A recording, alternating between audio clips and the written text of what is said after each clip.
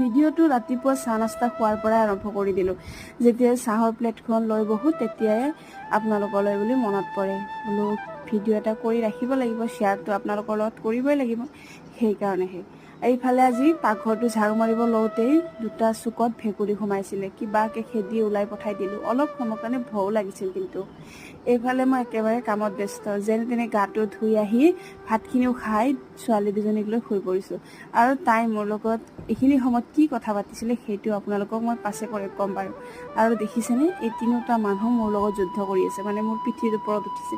এটা সময়ৰ কাৰণে এনেকুৱা লাগিছিল মোৰ উশাহ নিশাহটো বন্ধ হৈ যাব যেন। আৰু তাৰ পৰিণতি কি হ'ল চাওক, মোৰ নাকফুলিটো খুলি গ'ল। আৰু নাকফুলিটো পিন্ধি লৈ নাটকখন সামৰি ভাত খোৱাত বহিছোঁ। বোলো ভাতখিনিকে খাই লোৱা যাওক। এফালে আকৌ ছোৱালীৰ পেটত হৈছে পেলু।